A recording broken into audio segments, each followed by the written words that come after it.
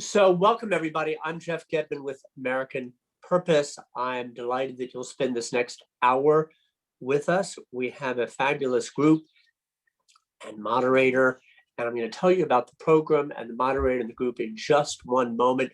Could you do me the favor, those of you who are in a position to do so, who have your cameras off, could you just switch them on just for a moment to say hi and wave, and in these unusual circumstances, connect with us and one another, and hi Halligan and Ted and Mark Pomar, and good heavens, what a group. Lord Weiner, I would love to greet you all individually. What a fabulous group. Frank Fukuyama, thanks for making time, and terrific and exciting. This conversation centers on the future of US public diplomacy, and very specifically, the great voice of America.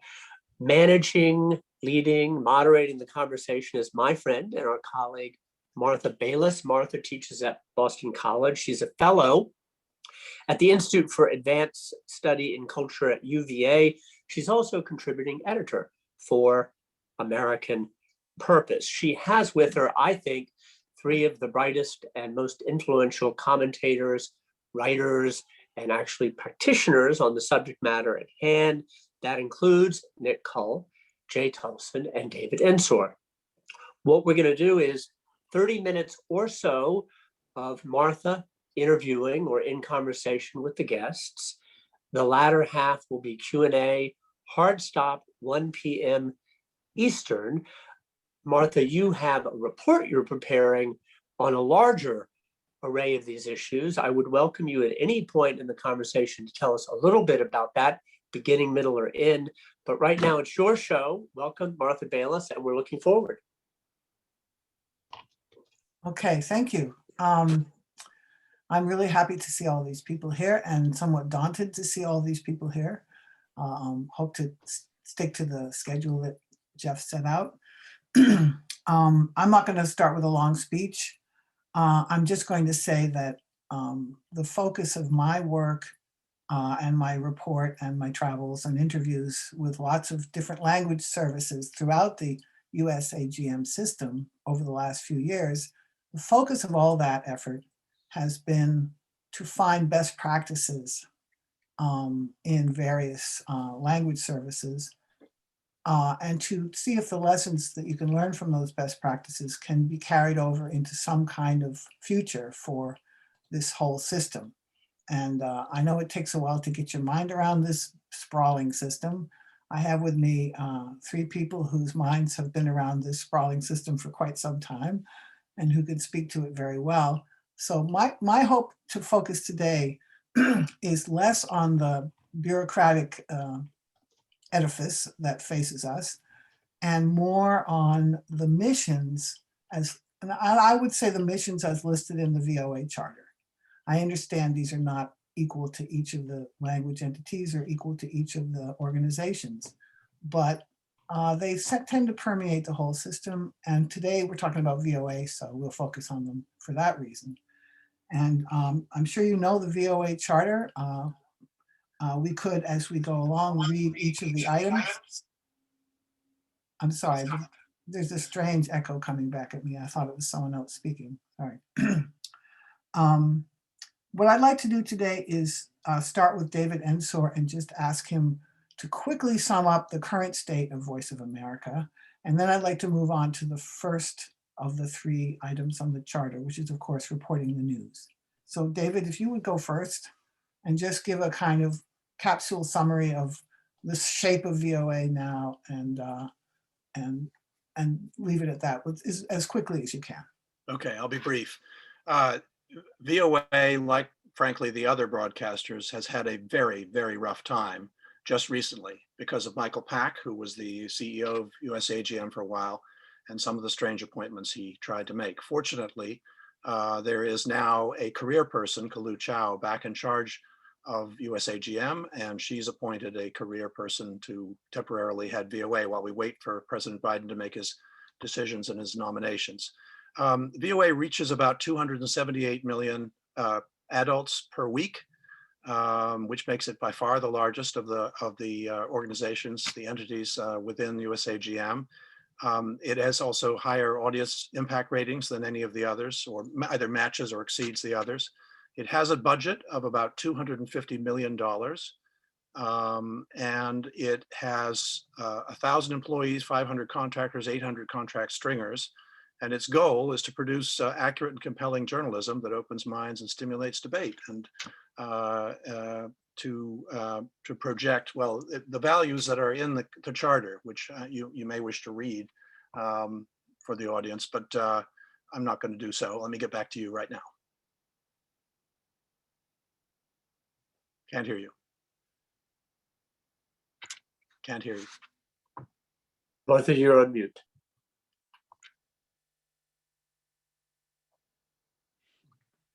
Martha, we can't hear you. Well, that's probably just as well. Sure. I didn't introduce you, David, and I neglected that. But David was director of the VOA before Amanda Bennett, and has a sterling career as a news broadcaster and foreign correspondent, in which I could go on about, but that's who he is. Let's start with the first of the three items in the charter. I will read it to you. Voice of America will serve as a consistently reliable and authoritative source of news, period. VOA news will be accurate, objective, and comprehensive, period. Now, the notable thing about that does not say what kind of news VOA will do. Will it do News of America? Will it do surrogate news in foreign countries where this media are censored? Will it do global news, regional news? What sort of news? And I guess they left it open. Maybe I'll turn to you, Nick, and ask you. Nick Cull is a historian of US public diplomacy in general, and certainly of international broadcasting, including VOA. He's written the definitive history of the USIA, and he teaches at USC. Yeah, I can hold up your other book. Yeah, that's right. I just happened to have it. Like so the home Nick, shopping channel, yes. I would ask you to if you make any remarks about how you think why this wording was so limited and not vague, but non-specific, and what you see the news mission of VOA having been primarily. Well, I think the intent of the charter, when it's put together in 1960 and signed by President Eisenhower, is to be a global news service. And if we go back to what Eisenhower's intent was, he wanted VOA to be as comprehensive and authoritative and in as many languages as the BBC. And so, you know, I think it was so US news and world news and news that transcends censorship and commentary and feature material too, to get onto the second element. But it was all about credibility. I think Eisenhower had a very clear idea of credibility, and that the news had to be reliable to be believable. And this is certainly carried forward by the subsequent directors of Voice of America. Clearly understood that reach required credibility. Okay, now I will just ask, Jay, do you have something to interject at this point? I don't want to come back after each speaker. I think my three guests should feel free to stick their hands up and I'll let them sort of go with this. We're sticking with the news part of the three items, because that's the most eminent one. I obviously think that's the most important part of the charter. I think certainly international broadcasting, not just VOA, has had to fight back at various points when different notions have entered into play. Certainly, even some quite noble ones, you might say, counter propaganda, countering certain types of messaging from other countries, particularly Russia, but other players as well. I think that would have been a disastrous route. I think more recently, alas, under Michael Pack, there seemed to be an attempt to actually push partisan lines which is always the danger, particularly when we get to Article 3 of the Charter. But I think by and large, the Charter has been helpful in trying to keep U.S.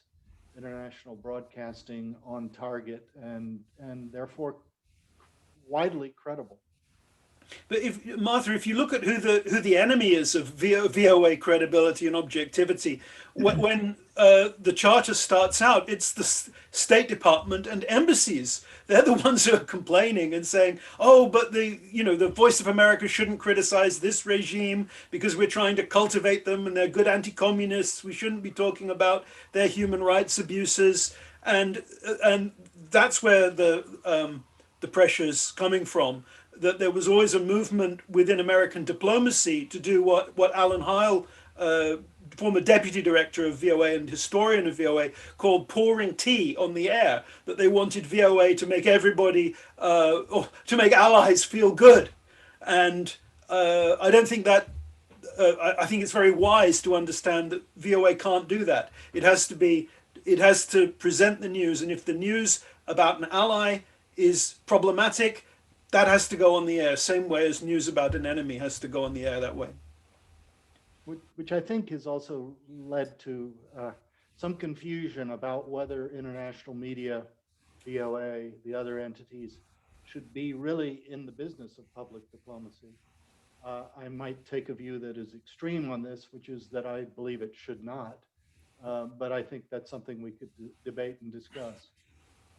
Yeah, I don't want to go in a tidy order. We first talk about news and then the other missions. Obviously, the subject has immediately shifted over to the obvious tension between the first mission and the third, which is presenting the policies of the United States clearly and effectively, and also present responsible discussions and opinion on those policies. Another carefully worded, that's the third item on the Charter. And so we've arrived at talking about the tension between news. Jay has advocated just not doing that third part, transferring that function elsewhere. So I'd be curious to ask my other two guests what they think of that proposal. Maybe you were going to speak to something else, David, but go ahead. Can I do three quick things? I mean, one is to respond on the public diplomacy. Maybe I have a broader definition than Jay does, but to me, anything that a government funds that is an effort to reach foreign publics is public diplomacy. And so I think what Voice of America is an agent of public diplomacy. However, what it does is it purveys what attempts to be honest, truthful journalism and cultural programming about America. So I think it is public diplomacy, but I'm open for debate on that. Maybe let me stop there. I was going to say a few other things, but I'll probably go on too long. My sense of it, Martha, is that I've always argued public diplomacy has 5 forms. That it has to begin with listening. It has an advocacy function, a culture function, an exchange function, and international broadcasting is a separate function that is part of public diplomacy in that it's something that the nation state is paying for to engage with foreign audiences, but it works best if it is separated from the other functions. And the way to undermine your international broadcasting is to connect it to advocacy. And that has historically damaged credibility for international broadcasters. And the ones that have the best reputation internationally are the ones that are most clearly separated from the advocacy agenda. And that's why it seems to me to be so unfortunate right now that at this point in history, VOA is still tethered to that third mandate. Okay. Can I just do David, go ahead. Yeah. The Charter, the VOA was started much earlier, as Nick mentioned, but the Charter went into law in 1976 after the Watergate scandal. Right. And people in Congress wanted to make sure, including Senator Percy, wanted to make sure that VOA would be allowed to cover the news as it saw fit, as like a conventional journalist. That's why this wording is here. It's designed to protect, not to tell VOA what to do, but to protect it. Right. And I like the fact that it doesn't tell VOA what to do. I think the best way for VOA to be set up and run is for it to have some protection and some guidance in this language, and then put a pro at the top of it, and let them figure out language service by language service, country by country, issue by issue, what's the right thing to do in Cambodia or Iran or Russia. Mhm. And the answer is different in almost every case. And VOA needs to be very agile. And it is, in my view, in most areas, quite an agile organization, which has gone through enormous change in the last few years. To go back to the point made earlier, that Nick made, the pressure has always come from Congress and so forth to do the advocacy, and it's there in the charter. And if the powers that be feel that the U.S. policies are not being defended or talked about, and the U.S. government position is not being defended and talked about, they have here a lever to use to put pressure on. And that's why under Jimmy Carter, this separate office was set up to write editorials in order to satisfy that demand. And that has been, I think, consistently loathed by the journalists at VOA ever since. And there's an odd story about how that's come to the front and it's been put in the back and it's come to the front. And that's been the way of satisfying it since the 1970s.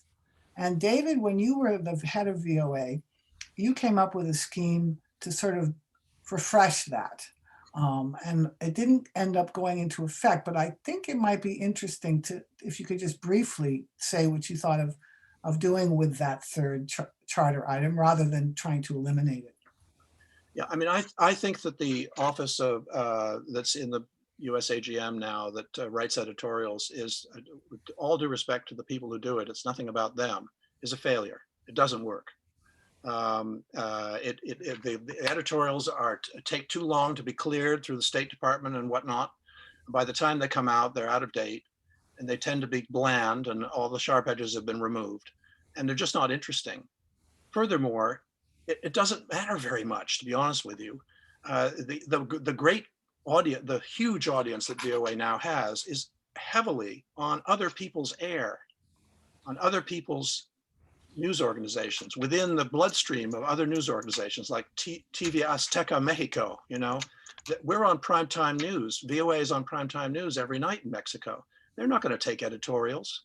They're not interested, but they would like some news reporting about what's going on in the United States of America from maybe Mexican-born journalists who are being edited and overseen by VOA editors. That's great. So so these editorials. So my alternative that I tried to set up, but frankly, I did it in the last year that I was director, and it never really took with the staff, was to start with an English language page, but then eventually go into multiple languages with an opinion page, basically, like you have in a newspaper, an editorial page, where you could have, where you'd have a smart curator of other people's opinions, looking for opinions that might be of interest to foreign audiences, getting a wide variety of views, of American views about American issues and other issues, foreign issues, onto the page. And then, yes, cartoons, newspaper cartoons. Maybe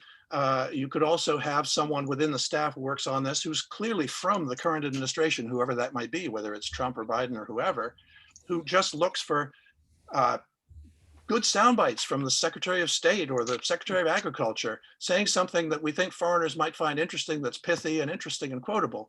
Throw that sound bite up there. So you could have a variety of opinion, including US government current administration opinion, mixed together with a smart editor, and just label it clearly. That's what matters. This is not journalism, folks. This is an opinion page. And you'll see a variety of views here, left and right. We're a diverse country. We argue. There was no way to do that. If it had been possible to do that in 1960, maybe the third element in the charter wouldn't have been there. But the only way the US government could do that in 1960 was to put together the wireless file, send it out to every embassy. The embassy then distributed that material to editors who maybe took it and maybe didn't. But now we're talking about providing material that's going to be divided up into little bites and passed around social media by the audience. And VOA's done an amazing job of making material relevant so that people want to share it. And you were part of that, David, the digitization. But it doesn't make any sense to say every service has to broadcast an editorial when the material hasn't been signed up like that. You have to have editorial material, type material available from its own authoritative source that, if necessary, people can read and pass around themselves. So that's how you do it in a digital age. It makes no sense to be thinking of this as a full service set menu that people are going to start at the beginning and sit there all the way through to the end, and then the editorial is going to come along like a little what do you call it, like the coffee at the end of your meal. That's not how it works, or a mint alongside the check. That's not how it works anymore. And it's crazy to still be pretending that it does. And I suspect that the reason it's there is because it's like for some people on Capitol Hill, they want to feel they're getting value for money, and they're not really committed to the journalistic agenda, and they're not really committed to the cultural agenda. They think of it as like the ads. We have to have the advertisements for this to be worth American public money. And how we get over that particular hurdle, I don't know. I think I agree with Nick and David in principle in each case. I mean, I think his strict parsing of public diplomacy makes me say, well, I'm comfortable then with saying US government-sponsored media should be a part of public diplomacy. But I think the principle is more observed in the breach than the observance. And so I'm still wary about calling it an organ of public diplomacy. And David, I don't want to get into an endless debate about that point, but one day we might if we're really desperate for topics of conversation. But I say that based on some experiences that we could discuss. But the other point is I agree with David about offering up a range of editorial opinions in principle, but I think Nick has identified the practical issue. I mean, just the issue of a service that is, say, having to serve up its menu of offerings. How is it, I mean, if it decides to, say, opt for the more left-leaning or the more right-leaning, then it gets pulled into partisanship, which is the real complication for that Article 3, is that you are not really representing the range of views of America. You are representing an administration's position, which is the danger, which is why when I move beyond principles, practicalities, I would prefer that US supported media not get in the business of public diplomacy or of Article 3. But well, I might point out that it says it present and also present responsible discussions and opinion on these policies. And that's the principle. Yeah, well, it's a charter. What do you want? The journalists at VOA don't like that part, Martha. Let's be honest. And when I made my pitch for the page that I wanted to have, and since then, just in the last week or two, when I've been calling around people getting ready for this, people have said to me, "Yeah, but that's fine, David. But the thing is, we have enough trouble convincing people that VOA journalism is real journalism, and you're going to confuse it if you have editorials, even if just curated, and even if it's clearly marked. We're not in love with that idea.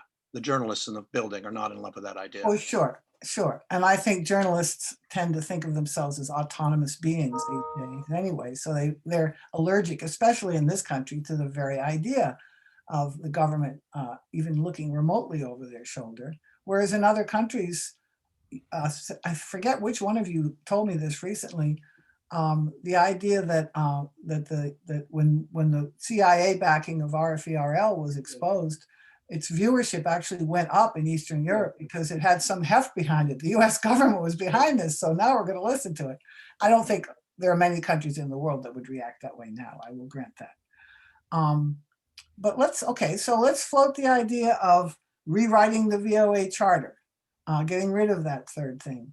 Would that fly? Why would it fly? Would it not fly? Is there some, I did think we need to look in terms of what changes might be made. there's a long-term change where you wave your magic wand and you can transform the system however you like. And then there's this sort of short-term, most urgent, most priority things that are needed to be done right now. I think probably it's better in this discussion, short as it is, to focus on the more short-term and more urgent things. Is this important right now, or are there more important things to think about with regard to VOA? Well, I think this is the most important thing right now. If we look at the problems of the world, news is under attack worldwide. There have never been as many journalists dying in the course of their work as we're seeing right now. The world seems to be headed for more and more competition. And I think that there are a few more important things we can do to return stability to world affairs than have credible information made available. And I have confidence that people will re-embrace reliable news, that there's been kind of a blip around the coming of social media, and that reliability will win out in the end, and that it's important to invest in credibility. And I think of news in terms of brands, right? And VOA for its audience is a credible brand. Same way, BBC for its audience is a credible brand. And the more people start to think about the quality of material they're sharing online, the more investing in those brands, making extending the reach of that, making sure the materials available for them to share is a really important priority. Well, I agree with that very much. I think I think one of the big questions, though, in brand reliability and respect for news around the world, is contained in this study that Martha sent around to us, the panelists, before this meeting, which I wrote back to Martha saying, it's wonderful sometimes when social science confirms the obvious. The study confirms the obvious fact that many Americans, maybe most Americans now, do not value the standards of objective journalism. And so we have a problem, a big problem at home when we start talking about this issue. And in fact, it seems to me it's increasingly the subject, or should be the subject, of journalism itself, or analytical journalism is the way in which the devaluation of journalistic objective standards has permeated culture, the background of culture, in the way that, of course, Putin and his cultural commissars directly tried to encourage, and was wonderfully described by Peter Pomerantsev in his book, Nothing is True, Everything is Possible. Did you ask Martha a moment ago, what are the short-term fixes? What's needed urgently now? Well, I staying on this aspect of the charter, but go ahead. Well, I would do what I tried to do before. Then I would start to move into having an opinion editor, and that can be video, it can be a print, it can be all kinds of things, and there should be a variety of political views expressed. But we should curate rather than write this opinion. Okay, well, we don't have a lot of time left for this part, but I would like to look at the second part of the charter, which is my favorite part, because I'm very interested in the effects of American culture and American popular culture on the rest of the world and its perceptions of the United States.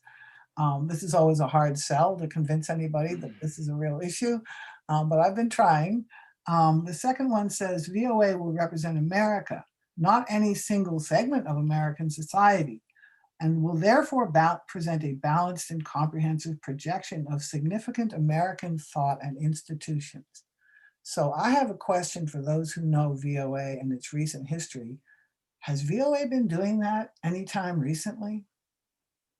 And if so, can you give me an example? Because I feel like this is the most neglected of the missions. I think VOA's history in music is the first answer I would give you, and it's a very distinguished history. VOA has had American music is powerful, and America's love of music, and the fact that the music has roots around the world has been something that VOA has used well. Obviously, we have the example of jazz and how it helped reach into the Soviet bloc so powerfully. But now, recently, the programming about American music is very popular, particularly on the continent of Africa, it seems. And VOA has its own African music ethnologist, a real expert musicologist. And she has a program that's wildly popular all over Africa about African music and about the relationship between American and African music, which is a fantastic topic. It's a wonderful soft power tool, if you will.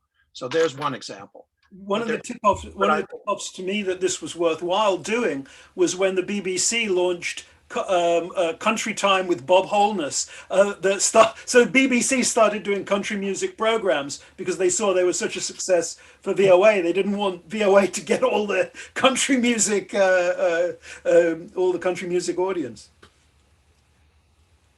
I forget what I was going to say. It's when you talk about the VOA African programming, I think another aspect of this whole thing that's really interesting and that people in this country tend to be less aware of than they could be. And that is, you mentioned it very briefly earlier, David, I think, that so much of VOA programming is carried by, is not surrogate. It's in partly free and free countries, and it's carried by local networks. And you mentioned Azteca television in Mexico, but in Indonesia, I was in Indonesia. I met a guy named Franz Diemen, who was the Indonesian guy who traveled the entire archipelago, signing up radio and TV outlets to carry VOA programming. And this was not surrogate news about Indonesia. This was news about the world, news about America, and a lot of kind of feature programming that had a huge appeal to people. They were particularly fond of stories about Indonesians in the United States, which is usually a staple of this kind of programming. What are our people doing in the US? Those kinds of things never get talked about. And I guess in the remaining few minutes, I'd like to ask the three of you how important you think that sort of thing is, because that's part of VOA's huge presence in the world. And someone could easily say, they can get all sorts of American material. They don't need VOA to bring it to them. What's your response to that? I think there is a critically important role for U.S. international media to provide stories about what's going on in America and glimpses of American culture. I know during my brief stint in the VOA's French to Africa service, we always got a great deal of interest in our coverage of the elections, which was just, of huge interest. It was, people could have been getting some of this news on through other commercial media, but it really wasn't enough. We don't really cater to the curiosity of the world on a lot of subjects that are of intense interest to people following us. So, I was told before I went to RFE by a specialist in Central Asia, we don't need RFE anymore. We don't need that. It's being done by CNN and other international private media. And I didn't immediately disagree, but when I got over there and saw what we were doing, I realized that we were presenting a very different kind of news and information from what CNN was doing. And so it's also true that as far as I know, CNN does not have a Czech service or a Slovak service or a Russian service. It's like I had to say to my students the other night, most people in the world do not speak English. This always comes as a shock when you hear this. Well, when Jeff Cowan was VOA director, he used to say on Capitol Hill, CNN is great if you speak English and live in a hotel. For the rest of the world, there's Voice of America. It's still a good line, 30 years on, it's still a good line. What I wanted to say is I think that VOA tech reporting has been very important and is sought out around the world as something that people are really interested in. But sometimes VOA has done these amazing stories on shared problems. I'm thinking of a piece I looked at maybe last summer on forced child marriage. And a lot of this was looking at problems around this in Africa, problems in Pakistan. But VOA was also able to say, look, this is a problem in Appalachia. And that story, that forced child marriage story, won journalism awards. And it's really important that the United States isn't presenting itself to the world as being a paragon, but as a fellow I was going to say fellow traveler, but that has other meanings. As fellow, a fellow society trying to solve difficulties. And in terms of public opinion around the world, the US is at its most attractive when it is honest about its flaws, but is saying, we're trying to fix this too. Maybe there are some things we can work on together. That's where people, I think, can really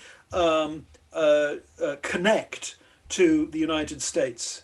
There's a fantasy that people admire the United States only when it's unflawed. But I like to say, if Superman didn't have kryptonite, nobody would read the comic. Nobody would go and see the movies. It's the flaws, the vulnerabilities that make our heroes attractive.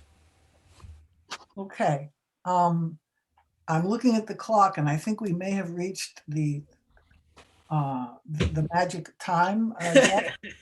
Have we reached the magic breaking point that you suggested? Well, Martha, probably it's 38 past the hour and 22 minutes left. So if you allow, I will open it up to discussion. We have such talent, and I didn't mention everybody I can't, but my successor, Tom Kent, and Tom Hill, who worked these issues for years, ably and admirably for Ed Royce on the Hill, and others. There's so much experience. Let's see how many folks we can get in, Martha. Martha, I'm going to direct the first question to you and to David Ensor. It's already been addressed, but it comes from Stanley Schrager, who worked for VOA in the 1980s there's waving back and forth, everybody had their cameras on, as a division chief. And he asked the question, Stanley, forgive me succinctly in my words, why do we really need this today with the globalization, the technology, the changes in regime and systems around the world? You started there and you said languages, which is, CNN doesn't do Dari and Pashto and any number of other things. But could you and David fill that out just a little bit? Because I think that's a question, Tom Hill, I would say, that a number of congressmen still have today. Do we really need it? Is it merely desirable, or is it actually essential? Could you two fill that out a little bit? And then we're going to go on to Kathleen Struck. You go first, David. We need it now even more than we did then, because the world has become smaller, because our relationships with other countries and people who speak other languages are even more important to us. It's trade, it's peace, it's climate control, it's everything else. We need to be in conversation with other publics. And this is one of the best ways to do it. So yes, never more important than now, and only will increase in importance. And we should spend more money on this, and we should take it more seriously than we do. And I would add that there's a school of thought that also says that public diplomacy is now kind of everything. Every time an organization or an entity or even an individual communicates across borders, it's public diplomacy.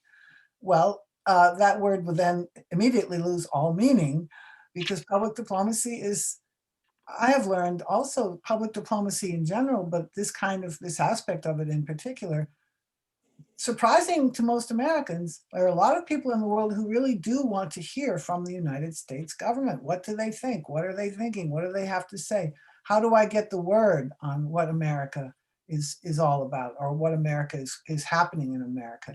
And Americans are the most distrustful of government, I think, of any people in the world. And so we are accustomed to just dismissing that, which really blinds us to the importance of it overseas. Martha, thank you. David, thank you very much. I'm going to turn now. I'm going to direct this to Nick and Jay. Martha and David, feel free to join back in. This comes from Kathleen Struck, who, if I have it right, forgive me, correct me if I'm wrong, is a managing digital editor at VOA.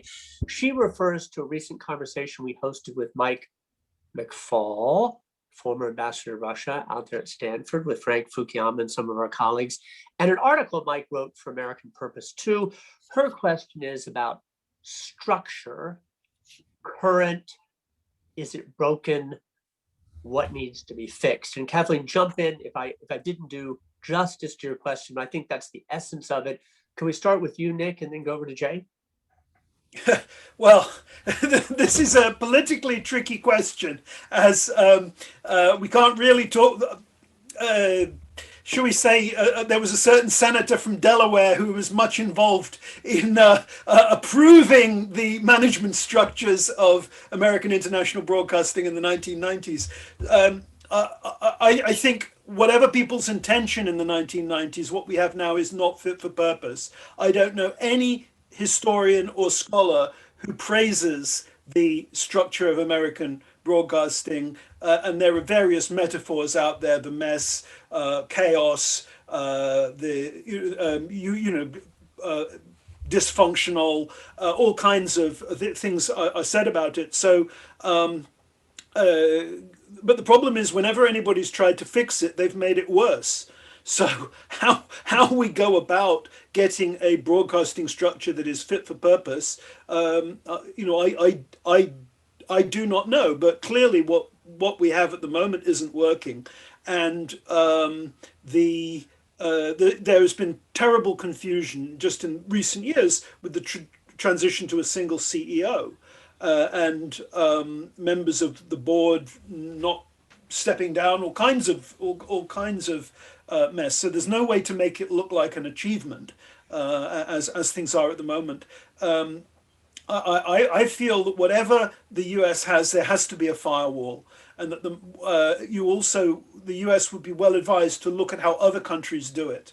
And the other countries have not only their international broadcasting firewalled from other aspects, but other functions of public diplomacy firewalled. So keep the culture separate from the advocacy, keep the exchanges separate from the advocacy. And I'm talking here about how Germany does it, how the UK does it, and there must be some reason. It's really peculiar that the United States wants to structure its public diplomacy along lines that are favored by dictatorships, with completely centralized control, rather than the firewalled agencies working in their own field that we see in successful democracies. Nick, thank you. Nick, Jay, can we hear from you, please? Yeah, well, I mean, we said before we opened this up earlier this morning that the one thing we could all agree on is that whatever it will be done to try to fix it will only make things worse. That's a very pessimistic view. But Jeff, you may recall in Prague, I came up with this very sort of ideal vision of the future of international broadcasting, of how its various entities could be recombined and organized. Chillingly, I found that Michael Pack came up with something very similar. So I do see a consolidation of all these entities into one or bigger one. I would rebrand it slightly, the central one. I would call it Voices of America, and I would use some of the other entities as sort of models of how you operate in larger geographical areas. I would have an RFE still sort of there. I would have an expanded RFA, a Radio Free South America, and then work VOA, the current existing VOA, as the sort of central newsroom, news provider, still operating in multiple languages, but coordinating particularly American news, American related news, and allowing those former surrogate organizations to focus mainly on the ground, but meshing them better. I know, Dave, we go into an endless around on this. I think they have to be combined. You have to combine surrogate and US related and world news. There shouldn't be a separation. There should be a real coordination, but getting there is a devilish job because of turf wars and so on.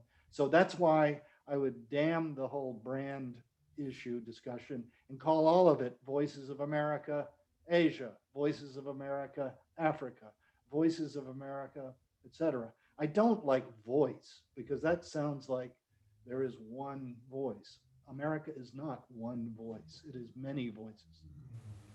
Hey, Jay, thank you. I think we should hear from David and Martha on this. And David, your hand is up. Please go first. Well, I just want to make sure everyone on the call knows what the structure is now, because I didn't actually. I learned some things in the last few weeks when I was doing research so as to be informed for this panel. In fact, we have a CEO. We have an acting CEO, Cull right now. No doubt Mr. Biden will nominate his person for that job soon. And we have a advisory board with 6 seats on it, not 9. 6 plus 1. The plus 1 is the Secretary of State. So there is in the law now a structure under which there is going to be appointed a board of 6 people to be added to Tony Blinken. And the process is underway now. And Republican senators, certain key committee members will be choosing the 3 Republicans, and Democrats will be choosing the 3 Democrats. So there is going to be a board, and that board is going to have the power to agree to or disagree with the CEO on his or her choices to be the heads of the entities. So, and there was an argument about maybe they should have some financial power too, but in the end, they don't have it in the law. So that's our structure now. That's what we have, a CEO and an advisory board that can say, no, you can't have that person as VOA director or RFE director. So this was a response to Michael Pack. This happened kind of sub rosa, slipped into a bill while Michael Pack was looming and worrying people in the Senate, including Republicans. So that's our structure now. I think it's workable. I think it's okay. I actually like the CEO as long as there are some checks and balances, and this will be one.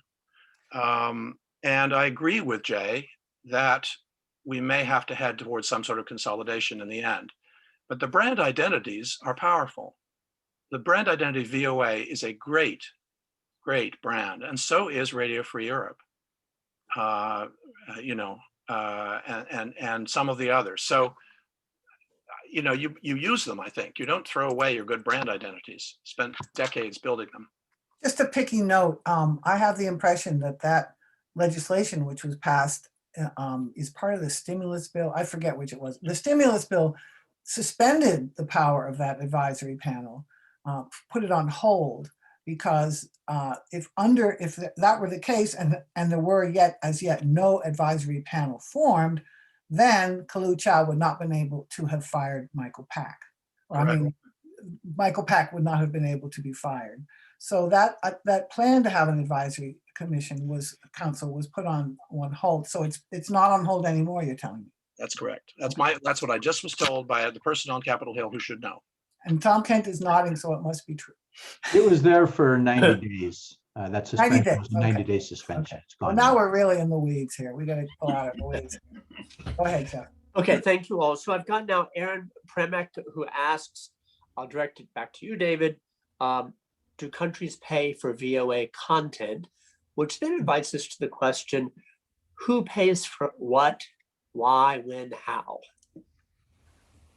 Countries don't pay for VOA content, and nor do stations or broadcasters or websites. It's paid for by the United States government, by the US taxpayer. So that's the answer to that question. And sometimes VOA doesn't exactly pay the stations to carry its material, but it persuades them through a variety of methods, which include technical help and training sessions and things like that, to sort of make that station feel that it's getting an additional benefit beyond just carrying the programming. And the guy I met in Indonesia, Franz Diemen, was a demon. He was able to do that in hundreds and hundreds of stations across Indonesia. Unfortunately, he retired. Good. We're going to keep going. Allow me, I have a few and we have 10 minutes left.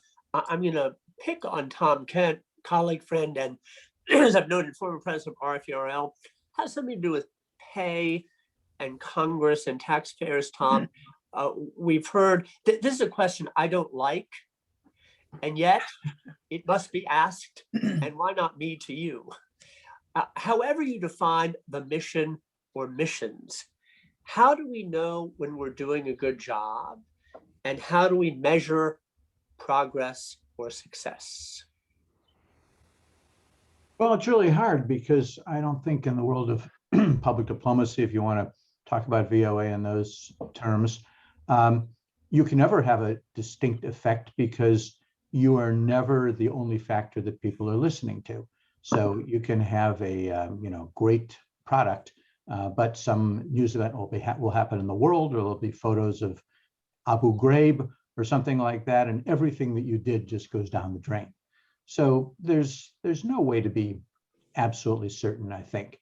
I think that what's perhaps most important is to have a coherent policy and to know what you're trying to do.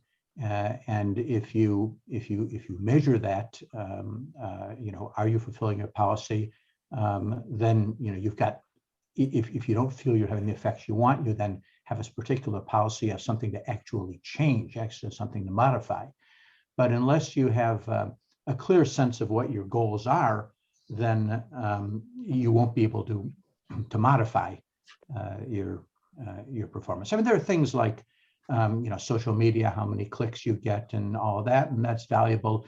You have these surveys about how much people believe VOA or how much they believe RFERL, but these surveys are usually conducted among people who listen to it. So, obviously they believe in you or they wouldn't be listening. So it's very sketchy area. Jeff, could I jump on this, Jeff? Because by all means, there's also individual events where it changes the event that VOA or that RFE is there. And a case in point would be the political unrest in Armenia a few years ago, where because RFE was live streaming it in Armenian to Armenia, Armenia could see what was happening, and the government was unable to deny that something really remarkable was taking place. And there were reporters going in, sitting in front of a camera with blood streaming down their heads in some case from being cracked on the head, saying, look, it's happening in the streets. This is what's going on. The government wanted to put the lid on it, but they couldn't. That this was literally, this is the sunlight coming into the dark corner. And that's not about the image of the United States, but it's about making the world a better place and bringing doing what news should do, and nobody else is going to pay for that. It can't be generated within a country. It has to be done by somebody with money outside who cares about values and the value of objective of news, of getting the story out to the people themselves. And I would add another thing to add on impact, and it's really, I think, critical, is the extent. I don't think I've muted myself. There you are. Oh, I haven't. That's there good. I am. Okay. I think one thing that is very critical in terms of impact, and I know that that VOA and RFE both do this, is to see where its media products, its news and information are picked up by local news media organizations. I mean, I think one of the big arguments for keeping RFE alive, for example, in the post-Cold War period was made by former dissidents who said, look, this is when the media environment is going to become really rotten. We need you here more than ever. But unfortunately, a lot of our services were shut down at that time in countries like Hungary and Poland. Certain other critical ones were kept. I remember when I was at RFE, there was a lot of talk about taking down the Ukrainian program, which would have, of course, been a disaster. But I think that role, and we did try to measure it, is to see how many local news organizations picked up stories and reports from our own sources, and those were massive tomes. David, I don't know exactly the details of VOA record keeping on that front, but I imagine you did that as well. So you all, David, I'm going to interrupt. We're almost out of time. We've got 4 minutes. I want to keep everybody on time. Jay and Nick, thank you. I'm going to ask a penultimate question to you, David, and a final question to you, Martha, if I may. David, more money, more resources. If you were the big enchilada and you had these resources allocated and you have operational experience, but you're a man of vision and imagination, where would you put some of this new money if we had it? Yeah, thanks for asking that. I was hoping you would. Look, a little quick story. Early in the Trump administration, the White House asked the VOA leadership for a plan to massively increase its efforts in Chinese. And a pretty good, quickly developed $50 million plan to really, really ramp up in Chinese was developed. And then it was put aside by Michael Pack, who didn't like it and wasn't interested. We should do that thing. We should definitely do that thing. And part of it should be quick response teams on social media that do fact checking and dispel misinformation in Mandarin and on an active 24/7 basis. We should be aggressive. And it should be journalistically solid, but it should be aggressive about responding to misinformation and lies, because that is a lot of what you're getting in Chinese right now on the internet. And we, the largest audience VOA has, over 40 million people a week speak Mandarin. And, obviously that's a small audience given the size of China, but that would be the first and most important thing I would do with a plus up of money. Can I just add one other quick thing? Please go. VOA is what the Michael Pack experience showed is that that VOA needs its own support systems. RFE doesn't have, and the others don't have this problem. VOA doesn't have its own lawyer. It doesn't have its own HR department. It doesn't have its own engineering department. It has to rely on the USAGM bureaucracy, which reports to the CEO. And if you get a rogue CEO like Michael Pack, VOA is in serious trouble and was in serious trouble. So there should be, I think, some of the staff of what is now USAGM, what used to be called the BBG, should be returned to Voice of America so that it is a complete company and can operate properly without having to depend on the vagaries of politics and who's CEO and who's not. Hey, David, thank you. And so, Martha, to conclude with you, and oh so unfair with 2 minutes left, but you and I have talked about doing more of this with you in the chair, that it would run off of the work you're doing for this significant report that you'll publish, I think, in summer or fall. Could you give us in this group, in succinct form, bullets, a preview or other issues that we might be taking up in the next weeks in this forum?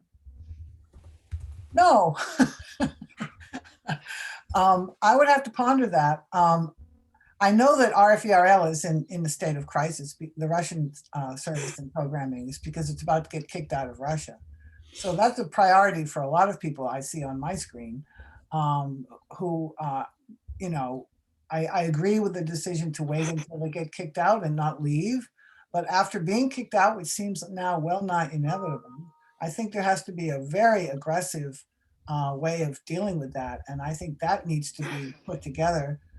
I'd love to participate in a group discussion on that. I'm not sure I'm the best person to chair it. My own concerns tend to be more, use a metaphor. If the building of the edifice of this bureaucracy is like a gigantic sort of surrealistic, Wall-E monster of accretions, then yeah, somebody's got to reorganize it and restructure it. But I'm actually more interested in what I think I'm best at, given my experience looking at the system, is to kind of open the windows of this edifice and let some fresh air come in so we can think about the fundamental and enduring purposes of the enterprise, and then think about how to restructure, how to deal with the digital age, all the things that there are other people on this screen better at thinking about than me. But I've given a lot of thought to the missions, and I've looked at them in various locations across all of the entities. And so I'm quite interested in spending more time on the culture aspect. And I'd like to probably have another really dig into the first and the third charter and other things that are seen as essential missions of the thing. So I suppose that would be my focus, but there are others with other priorities. And I think this is a great time it's a kind of a fluid moment post Michael Pack, early Biden administration. Maybe this is a time to sort of take hold of some of these things. So thank you. We're at time. We're actually 1 full minute over. Sorry about that. I can tell that nobody minds at all. Patrick Chung, great to see you. Hong Kong, Patrick Chamrell, and in Connecticut. What a great group of experts and experience. So Martha, thank you for organizing this and managing and leading the conversation. And David and Jay and Nick, pros of pros. So thank you so much. Everybody have a great afternoon and evening. Hope to see you soon. And thank you and Robert for setting it up, and for all of you for being here. Thank you. Bye all.